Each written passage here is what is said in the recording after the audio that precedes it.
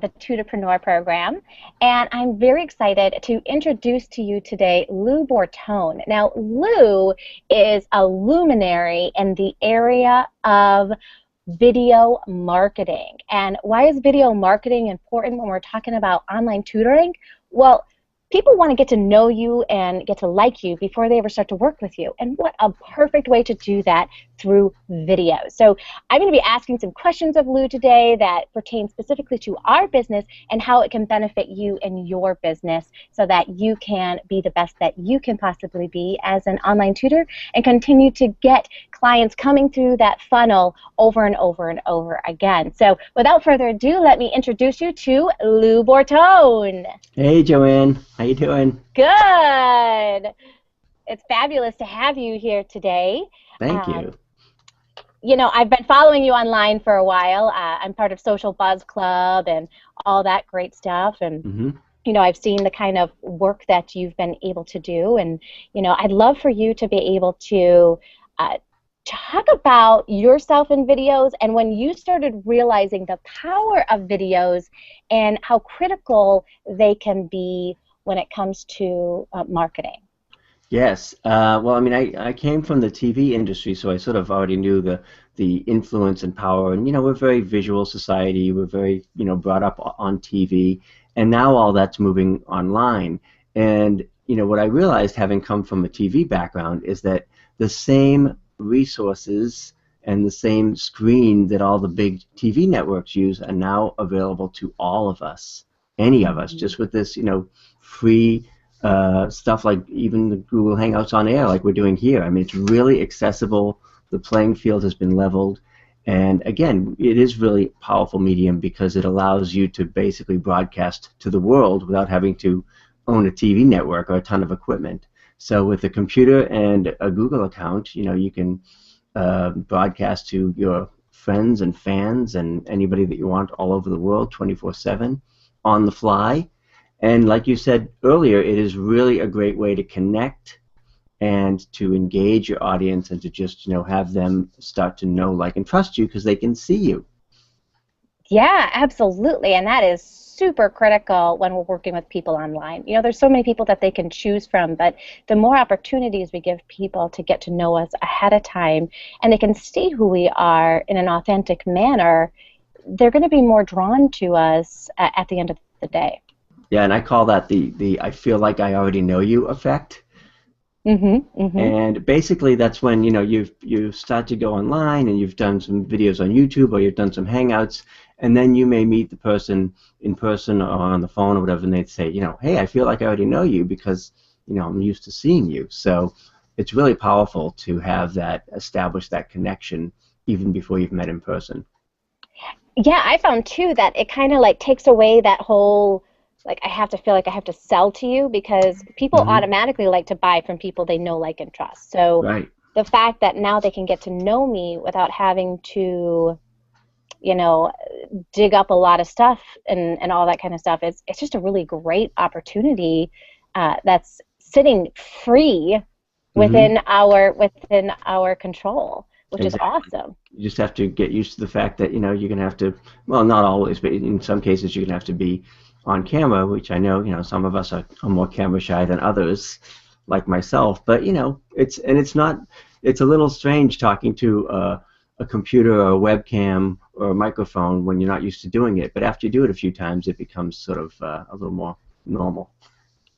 So you're coming from the background of you don't really like to be in front of the camera, but this is what you do for a living is you teach people how to be able to use this resource. You know, what are some of the things that people are scared of when it comes to making videos of themselves? Right, and it's, yeah, I know it's ironic because I was always on the other side of the camera, and I'm not one of those people who really enjoys being on camera. I just, you know, now it's sort of a little bit more old hat. But I think a lot of folks, myself included, they may think, well, you know, it's not something that I'm used to. I don't like the way I look on camera. I don't like the way I sound. You know, I'm afraid that I'm going to say something stupid and look foolish. So it's all those sort of, you know, the same kind of public speaking fears that people have. People have the same thing with video, and I'll granted, it's probably more difficult for women because they want to think, oh, my hair's got to be just right or whatever.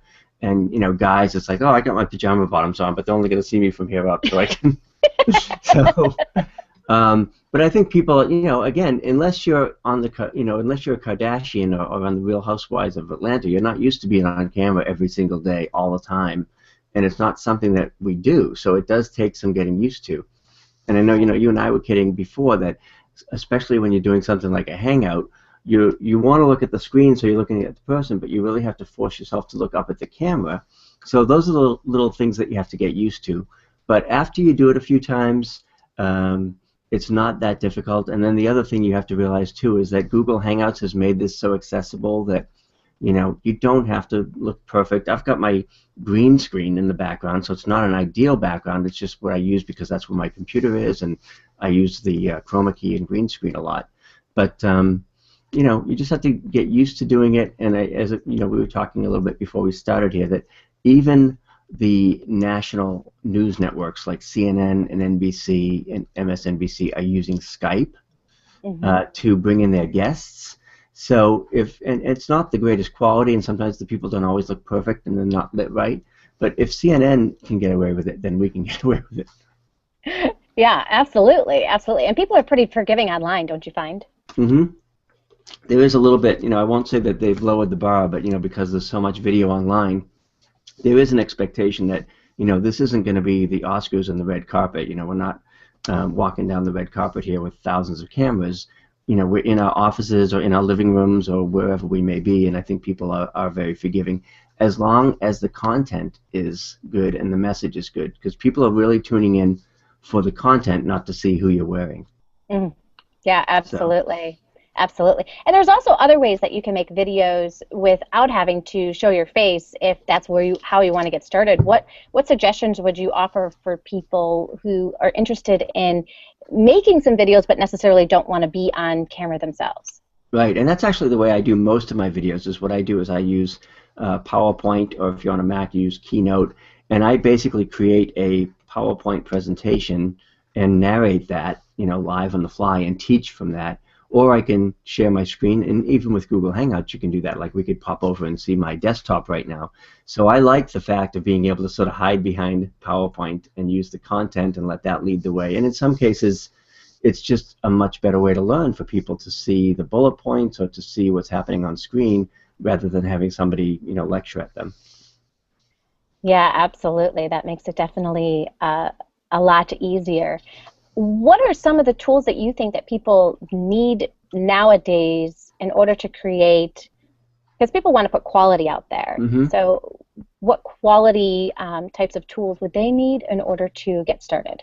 Right. Well, ironically, really what I use for my video camera is my iPhone, or my iPad, and your smartphone, is a video camera in most cases. So, and this quality is surprisingly good even on an iPad or an iPhone, so I use that quite a bit, and that's not too much of an investment. A lot of times I'll just use the webcam on my camera, and again, with Google Hangouts it varies because your bandwidth may affect the quality, but for the most part, even most webcams on computers now are pretty decent quality to be able to give you good video, and then it's just a matter of making sure that you're, lit fairly adequately. Like right now I just have light coming in from a window, which is plenty of light. I don't have any special light set up or anything like that. But if it's the evening, you probably do want to have some light coming from in front of you, not from behind you, because then you'll be all washed out. And of course your audio. Again, I don't even always use a headphone like this, but just to ensure that the audio quality is good, you want some kind of decent microphone, or if you're recording a video like a selfie on your iPhone, you just want to make sure that it's not too far away from you. So. Yeah, and for me, when I'm doing some of the videos, I just have a pretty simple light that I had gotten from Amazon, and it just looks like this. Yep.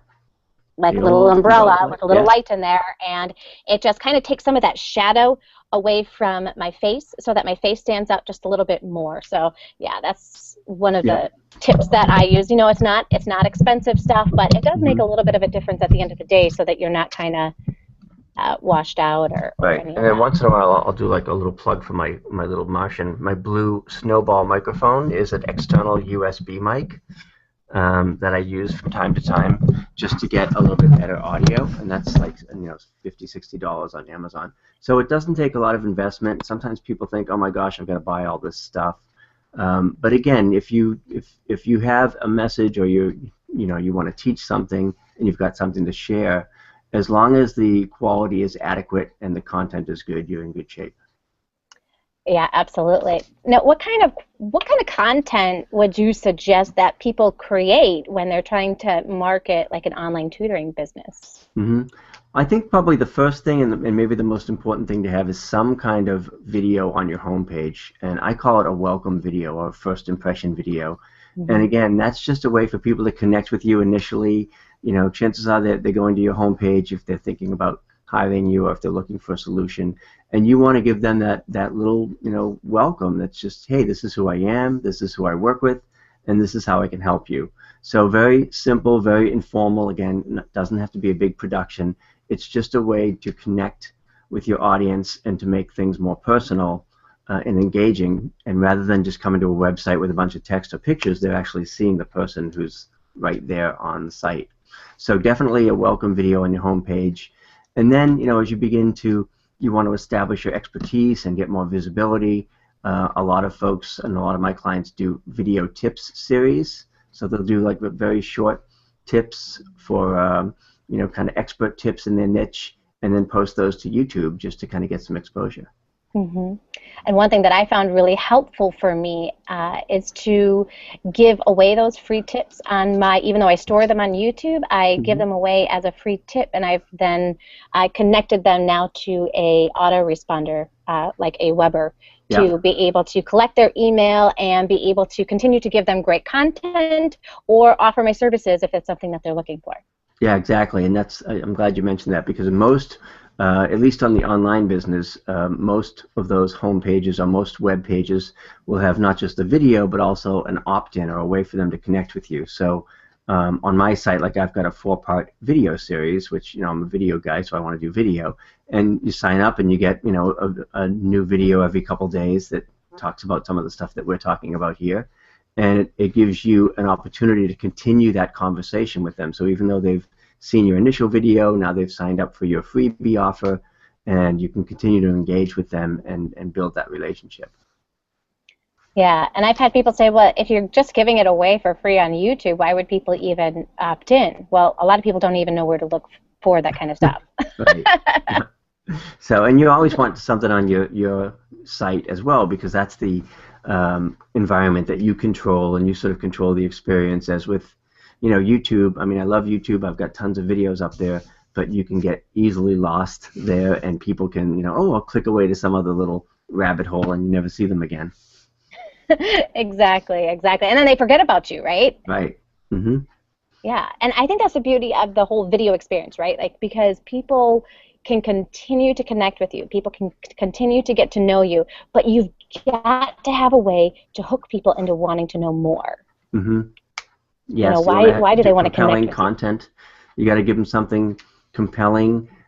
Give them, part of yourself. Because again, you may say, well, there's lots of coaches doing what I do, or there's lots of chiropractors or whatever. But there's only, you can put your own spin on it. And there's a lot of people that offer video coaching advice, but I kind of have my own way of doing it, and that's what people will be attracted to if they're, if you're sort of meant to serve them. Yeah, and we're not all going to attract the same people, are we?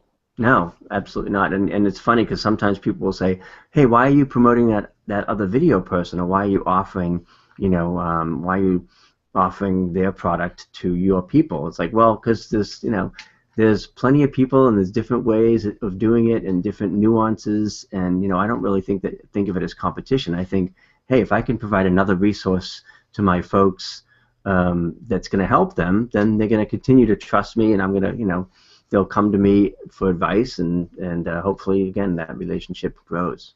Hmm. Yeah, we're all, at the end of the day, we're all here to help each other out. You know, it's not like, I really don't believe in that whole idea of competition and, hmm competition being a bad thing. I think there are different people for different people. Yep.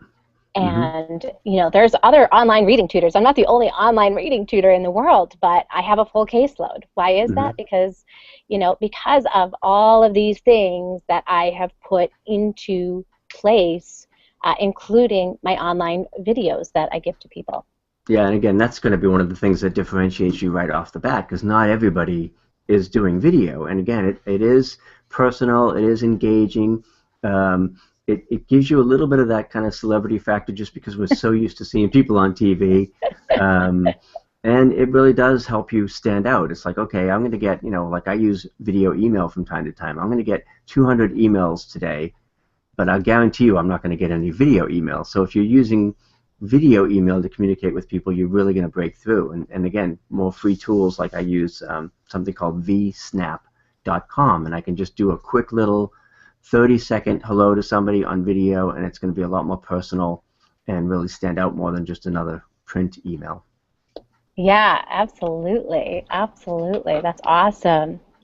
So, I used to be able to use my videos as an awesome way to get on page one of Google. Mm-hmm. And then Google changed everything this summer, right? And so I was kind of like stuck. Like, okay, so I've been using these videos as a great way to get on page one.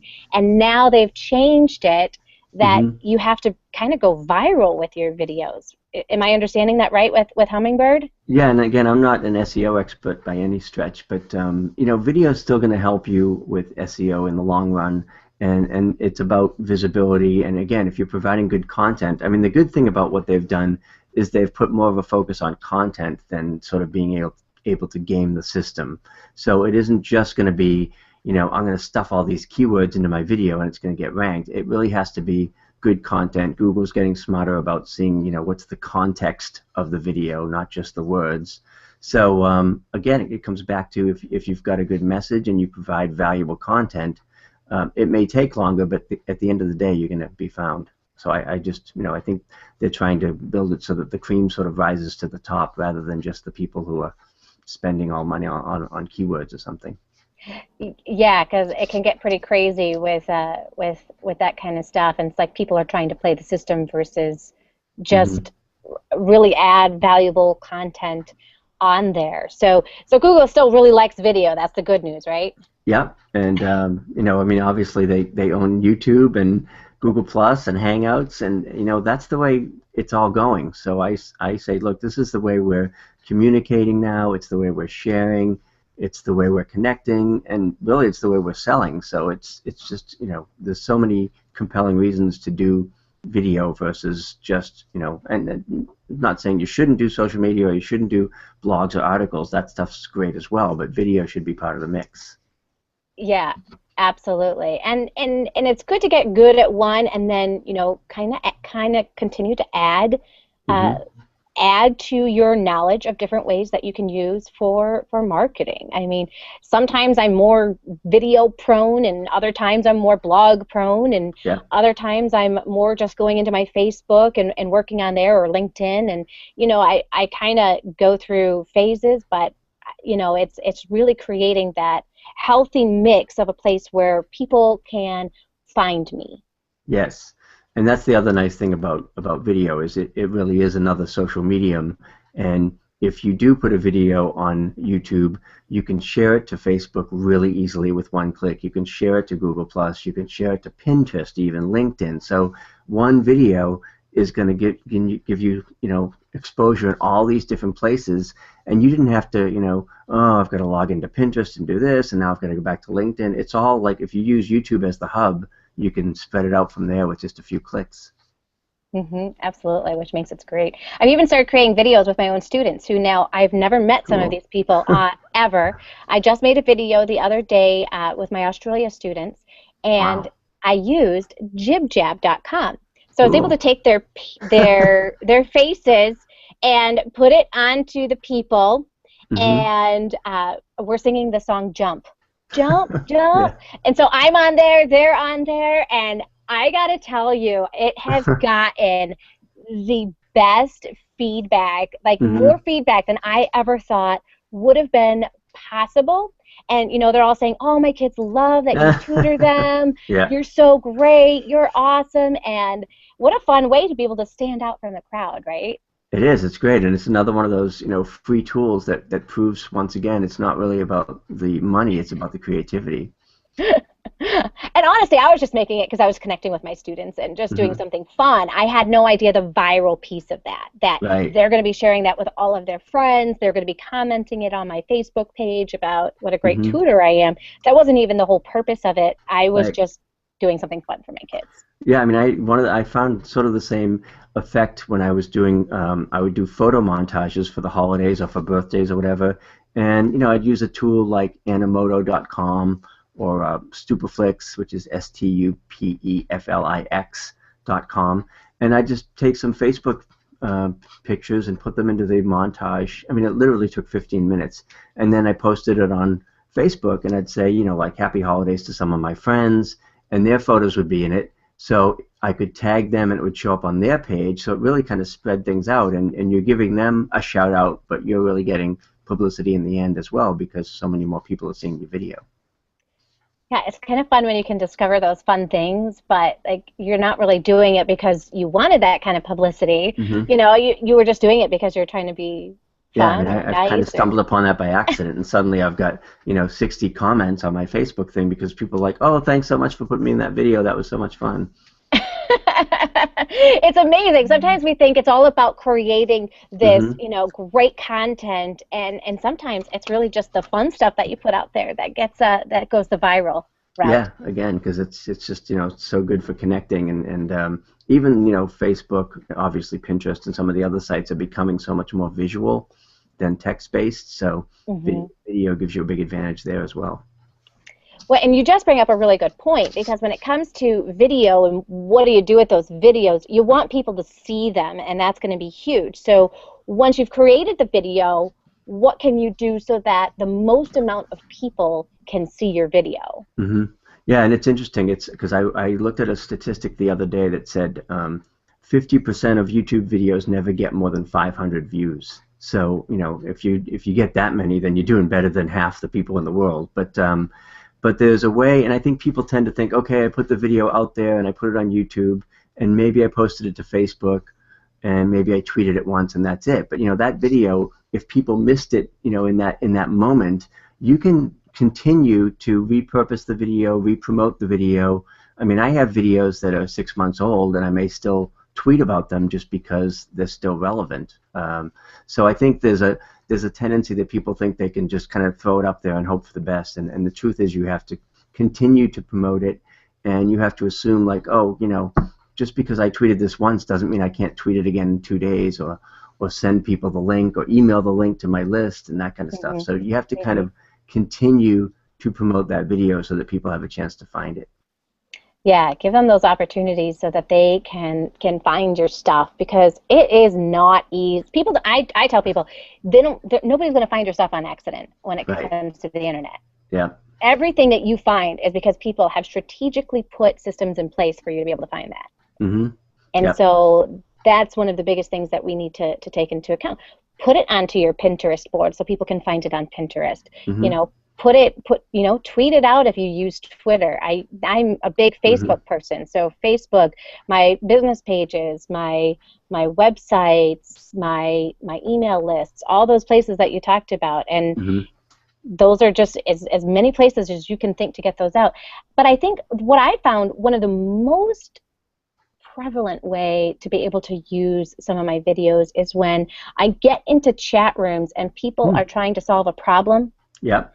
and I say, you know what, I created a video that deals exactly with that. Take a look, see if this helps you out. Yeah, exactly. If it's relevant to that audience and you know where that audience is, then that's kind of a home run.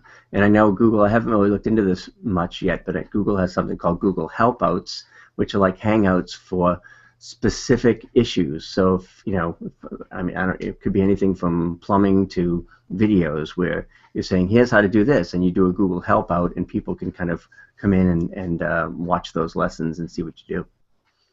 I did not know about Google Help Out. Very cool. I'm going to have to Hmm. check that out.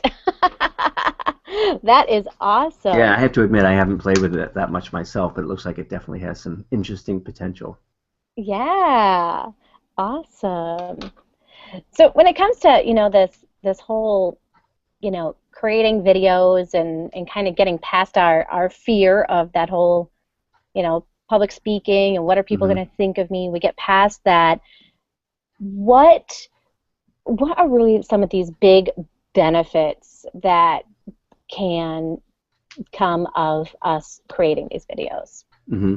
Well, for on camera, again, it's really that connection and that ability to, really, it kind of it accelerates the sales process and just condenses the whole time frame. Like if you have a sales cycle and you say, okay, well, normally I've got somebody that might want to do tutoring or that might want to buy my product, and you email them 14 times and you do a blog post and you hope that they see it and you post on Facebook. Whereas with video, it's like boom, it's immediate. You've made the connection. It's memorable. They're going to, like you say, know, like, and trust you more.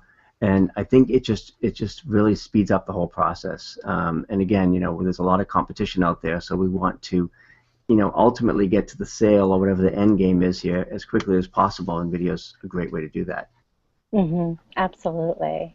Well, fantastic. Well, thank you so much for all of your expert tips and advice on No problem. creating videos and how we can just make our businesses soar with the use of them and with our marketing efforts, which I know a lot of people get scared about in the online tutoring world. It's the last thing they want to do is market their services. They just want, clients to come on in Hmm. and do their job because that's what we did in the classroom. But, the truth of the matter is we have to sell our services. And if you create a video, then you don't actually have to, it really decreases that selling value Right. immensely. I've had people who I just now assume they want to move forward with my services. I don't even have to Hmm. sell them at all because of this whole power of of videos tool. They get to see who I am, they like me right away, and they're just like, all right, what do we need to do to move forward? Yeah, and again, you have to remember too, like especially with being on camera, it's like people need what you offer, and you sort of owe it to them to make them aware of it. And video again is a great way to get your message out there and serve the people that you're meant to serve. Absolutely. Well, thank you so much again, and I hope you enjoy the wonderful weather that's going on in New Hampshire. I know we're enjoying it here in Wisconsin. It warmed up a little bit. I think we're in the double digits now. Yeah, I'm going to use my green screen to put a shot of Aruba or Miami or something behind me, so I'll feel warmer. So There you go. Some of those expert things that we can utilize later down the road when we get good, exactly. right? We can Yeah. start using green screen and that stuff. Well, thanks Hmm. again so much for Thank your you. time. And if you want to find out more information about Lou Bortone, you can visit his website at loubortone.com and you'll be able to get more great tips and advice for him. Thank you so much. Bye, Thanks. everyone. Bye.